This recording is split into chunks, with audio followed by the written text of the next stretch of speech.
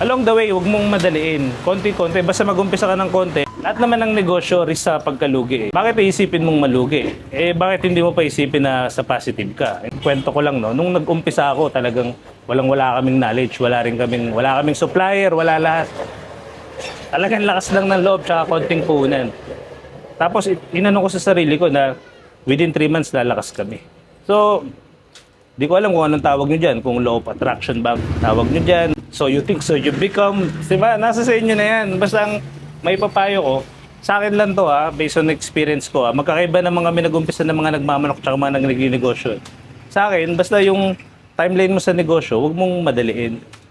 Yung iba nga dyan, 6 months, 1 taon, 5 years. Nasa sa'yo na yan. Kung paano yung diskarte mo, hindi na natin matuturo yan Magtiwala ka sa process ng negosyo mo. Consistency, kahit umulan, bumagyo, magbukas ka para yung mga tao masanay sa'yo. Laging available. Siyempre, di baling magpahinga, yan talaga, wag mong susukuan. Siyempre, may mga time na matumal, time na parang break-even lang, parang nakakatamad. Lahat yan, worth it yan sa dulo. Tapos, onting tips lang, provide mo yung demand. Kung naghahanap ng breast, hanapan mo, maghanap ka ng ibang supplier kung wala dun sa isang supplier mo. Diba? Kasi yun yung kailangan ng tao Siyempre, dapat trustworthy tayo.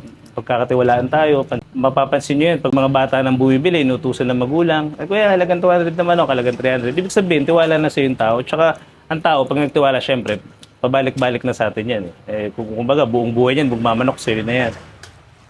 Tapos yung pinakahuli, tsaka dapat pinakauna, siyempre, idulong mo sa taas. Kahit ano namang sipag mo pag hindi para sa'yo, hindi para sa'yo. Tsaka pag hindi pinagkaloob, baka may ibang plano, mga susubok na-inspired sa kwento ko, tapos hindi nag-click. Huwag kayong wala ng pag-asa, malay mo naman, iba yung plano sa inyo. Malay nyo, hindi pala kayo sa pagtitinda ilalagay, kayo pala yung mag-supplier naman kaya or sa ibang business. Yung malulugi nyo sa sinasabi kong negosyo, baka yun yung play nyo sa mas malaking negosyo. Diba? Wala naman talo dyan malugi ka ng konti, may matututunan ka dyan. So, huwag ka masyadong lugi ka agad. Subukan mo muna, tapos panalangin mo, tapos sa tama ka lang, patas ka lang. Totoo lang, kahit sa ganitong negosyo, kahit anong sipag mo, pag hinaluan mo ng katarantaduhan, lalo yung panggugulang, mahirap umangat sa ganyan Para sa akin, may papayo kong totoo na kahit sino, alam yon. So, yun, yung mga ibang topic, try ko himay-himayin, Sana nakatulong sa inyo.